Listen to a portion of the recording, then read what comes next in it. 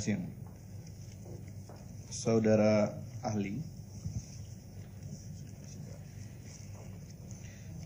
menuju ke BAP saudara ahli tanggal 27 April 2012 nomor 8. Saudara ahli adalah konsultan bidang bioremediasi di PT Royan Utama, Yola Konsultan, dan PT Bangun Persada.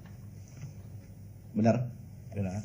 Apakah saudara ahli mengetahui bahwa ketiga PT tersebut pernah memiliki pengalaman melakukan proses bioremediasi pada perusahaan minyak? Itu perusahaan saya, jadi saya yang melakukannya. Pernah ya? Bukan cuma pernah, berkali-kali. Berkali-kali. Di mana? Minyak. Jadi misalnya ada timbunan khususnya minyak bumi. Iya, minyak bumi. Iya. Ini timbunan minyak di PT Texmaco, timbunan minyak di oil sludge di PT-PT lain, di perusahaan-perusahaan yang ngumpul-ngumpul minyak untuk solar, itu perlu di cleaning, di bioremediasi, saya lakukan. Ya. Jauh sebelum 2003. Jauh sebelum 2003. Terakhir kapan melakukan itu? Terakhir 2 minggu lalu di Cina. Ada suratnya. Enggak, yang di Indonesia. Oh, yang di Indonesia? Ya. Cina terlalu jauh bagi saya. Ada suratnya. Terakhir di bioremediasi di laut di daerah Marunda sini. Saya lupa tahunnya. Di atas tahun 2003, 2005. Wah, sekitar sebelum pergantian menteri ini, karena waktu itu yang manggil ada satu menteri.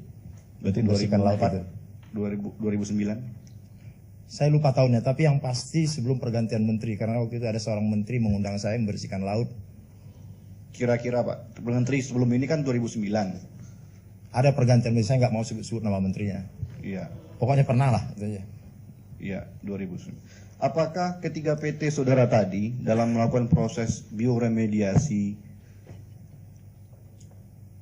memiliki atau mendapat izin dari KLH? Setahu saya biasanya kalau kita mau melakukan sesuatu kegiatan bioremediasi, kita harus memiliki, kita diundang oleh KLH presentasi di sana. Kalau itu sudah jalan, mereka juga awasi kita. Jadi setiap kegiatan seperti saya di Babelan itu diawasi oleh KLH, diawasi oleh ITB lagi, diawasi oleh Migas lagi, dan itu dibayar mereka. Saya tahu kontraknya juga jelas itu dibayar oleh Pertamina. Jadi ada 4 perusahaan yang mengawasi saya, dan saya presentasi di KLH waktu mau melakukannya. Iya, singkat pertanyaan saya. Apakah PT yang tadi saudara miliki tersebut 3 PT memiliki izin formal khusus untuk melakukan kegiatan bioremediasi? Izin itu diterbitkan bukan untuk keseluruhan. Jadi setiap kita mau melakukan, presentasilah kita. Mau melakukan di Babelan, presentasi cerita Babelan. Mau melakukan di Musi, presentasi tentang Musi. Jadi begitu dia, enggak. Yang saya ingat, saya udah berkali-kali saya lakukan begitu. Jadi tidak satu untuk semua. Jadi saya nggak mau menyimpulkan. Izin yang saudara maksud itu hanya berdasarkan presentasi yang dibuat di hadapan Kementerian Lingkungan Hidup dan diawasi oleh Kementerian Lingkungan Hidup. Maksudnya? Maksudnya adalah bagaimana izin yang saudara miliki dalam pelaksanaan kegiatan bioremediasi atas 3 PT yang saudara tadi miliki tersebut? Izin itu biasa dikasihkan ke si pemrakarsa dengan kita yang berpresentasi. Nah, nanti dengan si pemrakarsa lah mengasihkan izin itu ke kita. Dan ditunjukkan, udah keluar izinnya, udah oke, udah bisa kita kerja, udah gitu. Mana? Ini gitu. Ya. Jadi setiap itu kita presentasi. Oke. Saya mau tanya ke saudara saksi, ahli maksud saya. Untuk pelaksanaan bioremediasi ini secara teknis apakah tunduk kepada keputusan Menteri Lingkungan Hidup 128 tahun 2003? Semua kegiatan bioremediasi di Indonesia untuk minyak bumi, kecuali yang itu internal, ya harus tunduklah kepada negara Republik ini. Apa Kepmennya itulah harus tunduk. Tapi kalau saya mau bikin bioremediasi di perusahaan saya yang nggak perlu izin, ya nggak perlu tunduk. Karena apa? Karena bioremediasi yang saya maksud, saya mengambil minyaknya dulu. Jadi peraturan di Kepmen itu sudah nggak bisa saya ikuti dan nggak berlaku karena minyaknya saya ambil. Batasi dulu. Sesuai dengan BAP saudara saksi ahli nomor 24. Pertanyaannya, apakah diperbolehkan melakukan pengolahan limbah dan tanah terkontaminasi oleh minyak bumi secara biologis di luar ketentuan dan persyaratan teknis yang telah diatur dalam keputusan Menteri Negara KLH tersebut? Saudara ahli menjawab tidak diperbolehkan dan tidak dibenarkan. Pertanyaan kami selanjutnya, apakah saudara ahli mengetahui pasal 3 Kepmen LH 128 tahun 2003? Nggak tahu, nanti saya baca lagi nih. Tidak tahu.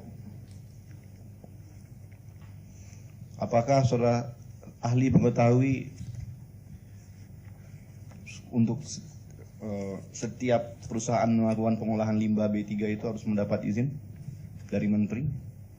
Iya, setiap perusahaan harus mendapat izin. Ketiga perusahaan tadi, PT Yola Konsultan, PT Bangun Perkasa, dan PT Royan itu mendapat sedikit informasi buat Anda, kita itu di sana sebagai sub. Jadi kita nggak perlu ngurus izin. Jadi yang menang kan seperti sini Cipta Buana Sentosa, Pertamina kasih ke Cipta Buana Sentosa. Cipta Buana Sentosa ini ya cari kita. Jadi kita nggak ada urusan dengan izin-izin segala macam. Jadi perlu Anda ingat itu. Jadi saya belum pernah langsung, selalu sub. Ya ini kan baru Anda jawab, tadi kan nggak ada Anda jawab itu. Jadi selalu sub, jadi nggak.